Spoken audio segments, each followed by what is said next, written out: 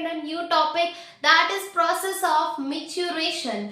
Okay क्या लिखा हुआ है? मिच्यूरेशन. मिच्यूरेशन का मतलब होता है यूरिनेशन, है ना?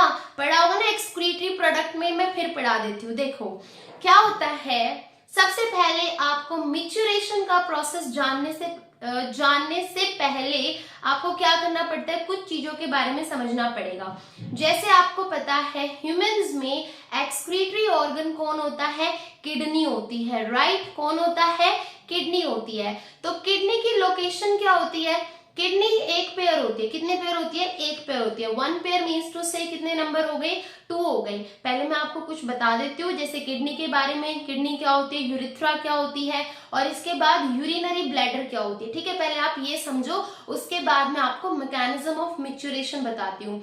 क्या होता है किडनी में, इतना ध्यान रखो, 1 पेयर होती है.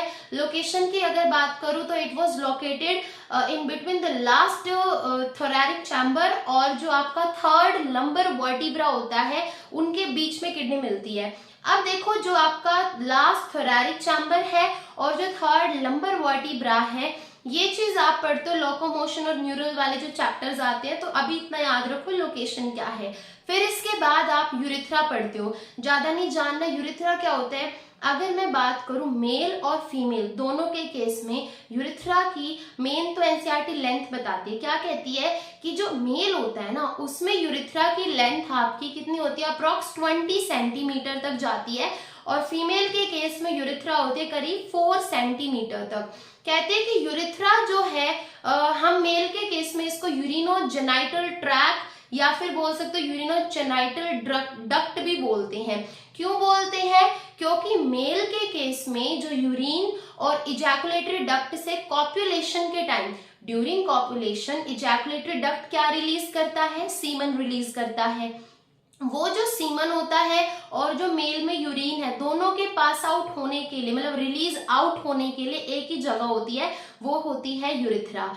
तो फिर ये दोनों चीजें it's not so important, but यहाँ से एक कॉमन नोट पॉइंट आता है. वो क्या होता है कि हमारे, आपने यूटीआईज पढ़े होंगे. What is UTI? यूटीआई होता है यूरिनरी ट्रैक इन्फेक्शंस. क्या होता है? Urinary track infections. वो इन्फेक्शंस, एक बार पीवाईक्यूज का क्वेश्चन है कि ये मोर कॉमन कहाँ देखने को मिलते हैं. आप कहोगे UTIs are more common in females. क्यों होते हैं फीमेल्स में? क्योंकि वहां पे यूरिथ्रा का साइज छोटा है, तो कोई भी बैक्टीरिया इजीली ट्रेवल करता है और फट से आ जाता है. बट मेल के केस में urethra was long, that is approx 20 centimetre.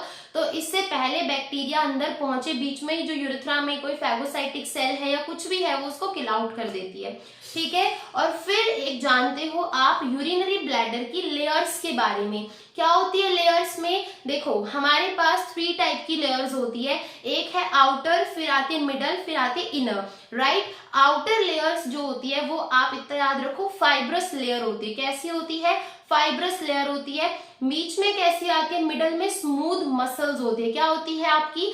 Smooth muscles होती है. और जब आप इनर के अंदर जाओगे तो इनर में क्या देखने को मिलता है? Transitional epithelium with some stretch muscles. याद रखो, स्ट्रेच मसल्स बोलो, स्ट्रेच रिसेप्टर्स बोलो, एक ही बात है.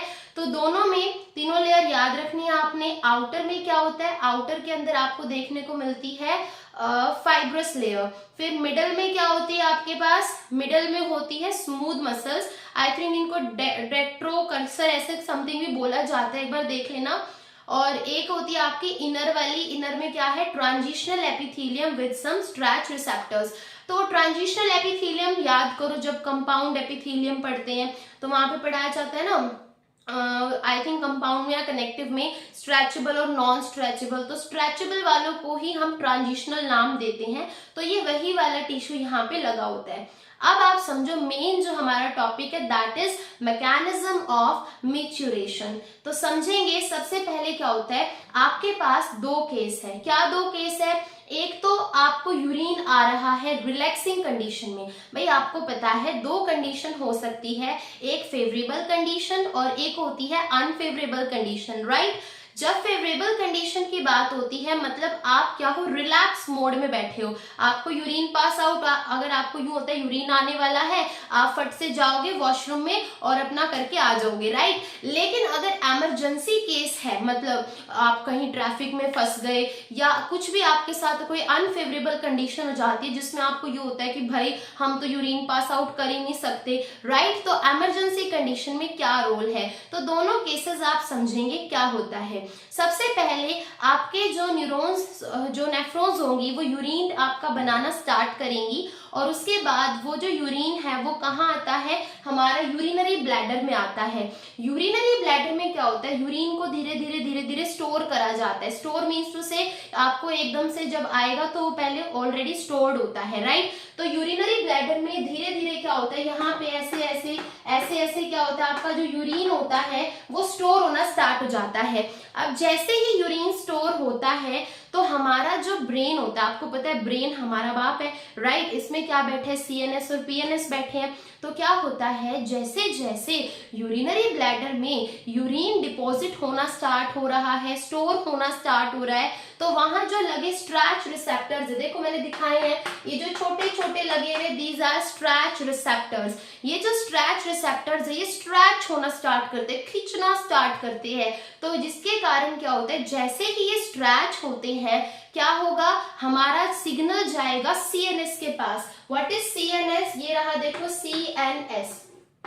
What is CNS? CNS is Central Nervous System. Central Nervous System, इसकी डिटेल आप न्यूरल कंट्रोल एंड कोऑर्डिनेशन में पढ़ते हो, जब वहां पहुंचेंगे तो वहां भी करा दूंगी, ठीक है।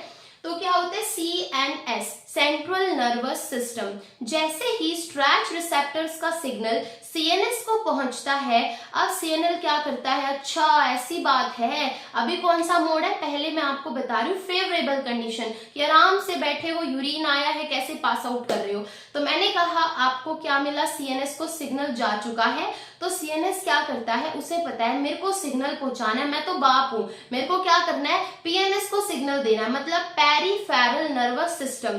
पीएनएस को सिग्नल जाएगा सीएनएस के द्वारा बाय मोटर मैसेजेस। आप पढ़ते हो ना, मोटर नर्व सेल्स होती है, स्पाइनल वाली होती है, ऐसे ही आपको बताया जाएगा कि सीएनएस जो होती है मोटर मैसेजेस पहुंचती है पीएनएस के पास। पहुंच गए सीएनएस से पीएनएस। अब जो पीएनएस होती है वो क्या होता है, उसके पास दो बच्चे हैं, ऐसे समझ लो, सीएनएस बाप है, उसका बच्चा पीएनएस है, पीएनएस में दो आते हैं, एक एएनएस और एक SNS. What is ANS? ANS होता है ऑटोनॉमिक नर्वस सिस्टम। क्या होता है, autonomic nervous system which includes two part, that is parasympathetic and sympathetic. जब आप पैरासिम्पथेटिक की बात करते हो तो ये काम करता है नॉर्मल कंडीशन में, पैरासिम्पथेटिक कहाँ काम कर रहा है, नॉर्मल कंडीशन में। But when you talk about the sympathetic ANS, यानी सिम्पथेटिक में क्या होता है, it was work in emergency condition, जब बहुत तेज से आई है, बहुत तेज से आई है, तो कौन काम करेगा, सिम्पथेटिक वाला काम करेगा, राइट। और अगर मैं बात करूं एसएनएस के अंदर, तो एसएनएस में क्या होता है, दो चीजें। What is SNS? एसएनएस होता है सोमैटिक नर्वस सिस्टम। क्या होता है, सोमैटिक नर्वस सिस्टम।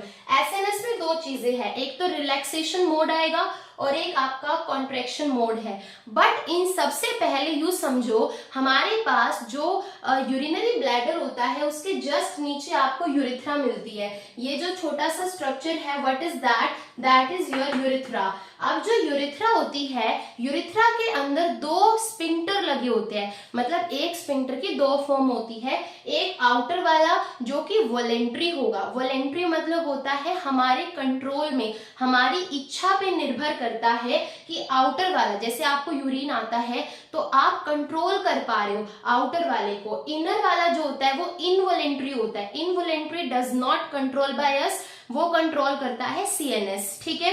वैसे तो सब कुछ ही सीएनएस का खेल है, लेकिन अगर हम बात करें तो आउटर वाला वॉलेंट्री स्पिंक्टर है। मैं यहाँ पे वीएस लिख देती हूँ, वीएस का मतलब है वॉलेंट्री स्पिंक्टर, और आई इसमें लिख देती हूँ आईएनएस मतलब होता है इनवॉलेंट्री स्पिंक्टर, राइट। अब क्या होगा, आपने बोला नॉर्मल कंडीशन की बात है, सीएनएस ने पीएनएस को सिग्नल भेज दिया है। अब पीएनएस क्या करता है, पीएनएस को पता है कि नॉर्मल कंडीशन वाला सिग्नल आया है, तो पीएनएस क्या करेगा, वो एसएनएस को फर्स्ट सिग्नल जाता है सोमैटिक नर्वस सिस्टम को, किसके पास जाता है? सोमैटिक नर्वस सिस्टम के पास। अब क्या होगा, एसएनएस को पता है भाई नॉर्मल का काम करवाना है, तो वो रिलैक्सेशन वाली चीज को एक्टिव करेगा। वो क्या करेगा, जो यूरिनरी ब्लैडर है, जो ऐसे है, उसको रिलैक्स करेगा। रिलैक्स करने का मतलब है, इसको पता है नॉर्मल है, लेकिन रिलैक्स करना मतलब अभी आपका यूरिन बाहर नहीं निकला है। अब क्या होगा, जैसे ही रिलैक्सिंग मोड एक्टिव होगा, यहाँ वाले केस में अब एसएनएस का रिलैक्सिंग यहाँ सिग्नल पहुंचेगा। कहने का मतलब है अब एएनएस का पैरासिम्पथेटिक वाला जो कंडीशन है वो एक्टिव हो जाएगी। जब क्या था, सिम्पथेटिक नर्वस सिस्टम है, ये वाला जब एक्टिव होगा तो इसका मेन काम होगा, ये क्या करेगा, contraction of smooth muscles of urinary bladder. अब याद करो, अभी मैंने बताया था जो स्मूथ मसल्स होती है वो आपकी कहाँ पे मिलती है, मिडल लेयर में। तो अब पैरासिम्पथेटिक क्या करवाएगा, स्मूथ मसल्स का कॉन्ट्रैक्शन करवाएगा। कॉन्ट्रैक्शन करवाने का मतलब क्या है कि जैसे आपका सपोज करो हमारे पास यूरिनरी ब्लैडर ऐसे है, अब आपको यूरिन आया है, रिलैक्सिंग मोड फेवरेबल कंडीशन है, तो पैरासिम्पथेटिक क्या करेगा, धीरे धीरे धीरे धीरे कॉन्ट्रैक्शन कराएगा स्मूथ मसल्स की, और आपका यूरिन जो है वो पास आउट हो जाएगा। मतलब आप मिक्चुरेशन का प्रोसेस स्टार्ट कर देंगे। यानी पैरासिम्पथेटिक से क्या होगा, यूरिनेशन का प्रोसेस जो है वो स्टार्ट हो जाएगा। क्लियर। ये बात आती है रिलैक्सेशन में कि सीएनएस था, सीएनएस ने क्या किया, पीएनएस एक्टिव किया, पीएनएस ने एसएनएस के पास सिग्नल पहुंचाया, एसएनएस का रिलैक्सिंग मोड एक्टिव हुआ, यहां से सिग्नल गया पैरासिम्पथेटिक को, पैरासिम्पथेटिक ने स्मूथ मसल्स को कॉन्ट्रैक्ट करवाया। कहने का मतलब है कि जो स्ट्रेच रिसेप्टर्स अभी सिग्नल दे रहे थे, अब वो ऐसे छोड़ देंगे, सारा यूरिन आपका पास आउट हो जाएगा। बट अब ये तो थी बात नॉर्मल की, अब आती है बारी इमरजेंसी वाली। मतलब अब आपको आई है जोरों की, लेकिन आप कर नहीं पा रहे, जैसे ट्रैफिक में फंस गए या आप कहीं पे बहुत ऐसी जगह बैठे हुए हैं जहां पे आपको मिल नहीं रहा कुछ भी करने का, राइट। मतलब सपोज कर लो इमरजेंसी कंडीशन कैसी होती है, बिल्कुल वही चीज यहाँ पे है। इमरजेंसी में अब क्या होगा, अच्छा अब स्ट्रेच रिसेप्टर्स पे यूरिन आए जा रहा है, भरे जा रहा है, पूरा यूरिनरी ब्लैडर जो है भर चुका है, नेफ्रॉन ने इतना यूरिन दे दिया कि यूरिनरी ब्लैडर उसको स्टोर करता करता थक गया। अब यूरिनरी ब्लैडर के जो स्ट्रेच रिसेप्टर्स है उनको गुस्सा आएगा, क्या करेंगे, वो बहुत ज्यादा स्ट्रेचिंग करेंगे, बहुत ज्यादा स्ट्रेचिंग करेंगे। अब सिग्नल कहाँ जाएगा, सीएनएस के पास। जैसे ही सिग्नल सीएनएस के पास जाएगा, मतलब सेंट्रल नर्वस सिस्टम के पास, अब सीएनएस सोचेगा अच्छा मेरे को तो कुछ करना ही नहीं है, तो वो क्या करेगा, पीएनएस के पास सिग्नल पहुंचाएगा। और जैसे ही पीएनएस के पास सिग्नल पहुंचेगा, अब ये पहला सिग्नल तो देगा एसएनएस को, सोमैटिक वाले को ही देगा, मतलब कॉन्ट्रैक्शन वाला करवाएगा। अब कॉन्ट्रैक्शन मतलब अब आपको पता है, अगर जो रिलैक्सिंग मोड था, मतलब आराम से आपको यूरिन निकालना है, अब कॉन्ट्रैक्ट भाई निकालना नहीं है, निकलना ही नहीं चाहिए, उसको दबा के रखो, कॉन्ट्रैक्ट करके रखो कि बस यूरिन निकलना ही नहीं चाहिए, ठीक है, बेइज्जती हो जाएगी वरना, क्योंकि आप ऐसी जगह बैठे हो जहां यूरिन नहीं कर सकते। तो अब जैसे ही कॉन्ट्रैक्शन वाले के हाथ से बात निकल गई, कहता भाई मैं जो हूं ना यूरिनरी ब्लैडर को इतना ही कॉन्ट्रैक्ट कर सकता हूं, तो अब कॉन्ट्रैक्शन से क्या जाएगा, सिग्नल सिम्पथेटिक के पास, यहां से सिग्नल सिम्पथेटिक के पास गया। अब जो सिम्पथेटिक है ना, वो क्या बोलेगा कि अच्छा तू थक गया, कोई नहीं, मैं एक काम करता हूं कि जितनी मेरे अंदर एबिलिटी है मैं उतना यूरिनरी ब्लैडर को खोल देता हूं।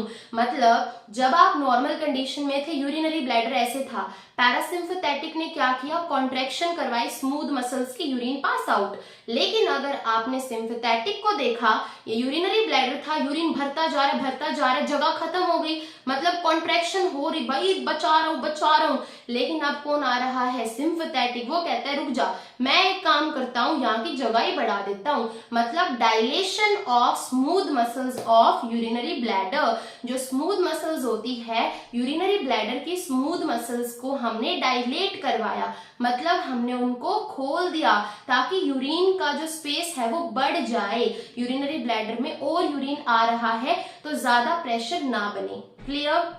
यही वो दो केस होते हैं, एक जो सिंपल आपको याद करना है नॉर्मल कंडीशन का फेवरेबल वाला, और दूसरा आपका आता है अनफेवरेबल कंडीशन वाला। ठीक है, तो अगर बोले मेच्योरेशन स्टार्टिंग में किसका हाथ है, आप कहोगे रिलैक्स वाले का और पैरासिम्पैथेटिक का, और मेच्योरेशन को स्टॉप करने का मतलब यूरिनेशन ना हो कॉन्ट्रैक्ट का और सिंपैथेटिक का। क्लियर? वैसे तो टॉपिक यहीं खत्म होता है, बट एनसीईआरटी की अगर एक दो बात मैं बताऊं, एनसीईआरटी कहती है अडल्ट पर्सन के अंदर करीब 1 से 1.5 लीटर यूरिन पर डे पास होता है। ठीक है, वो यूरिया भी बताती है कि 25 से 30 मिलीग्राम यूरिया आपका वो भी पास होता है पर डे। ठीक है, उसके बाद वो कहते हैं कभी कभी आपने वो सुने क्लिनिकल डायग्नोसिस, हार्ट बीट में भी आपने ये बात पढ़ी थी। आपने देखा होगा डॉक्टर्स जब स्टेथोस्कोप क्यों हमेशा गले में लटकाए रहते हैं, क्योंकि वो हार्ट बीट क्या होती है, क्लिनिकल डायग्नोसिस के लिए होती है, आप उससे बीमारी पता लगा सकते हो। ऐसे ही जब आप इसकी बात करते हो, यूरिन की बात करते हो, आपने देखा होगा ज्यादातर जो डिजीज में आपकी यूरिन को चेकआउट किया जाता है ताकि ये देखा जाए कहीं किडनी में कोई मेल फंक्शनिंग तो नहीं हो रखी है, कोई गड़बड़ तो नहीं हो रखी है। क्यों? क्योंकि यूरिन जो है वो भी क्लिनिकल डायग्नोसिस में अपना रोल प्ले करता है। क्लियर?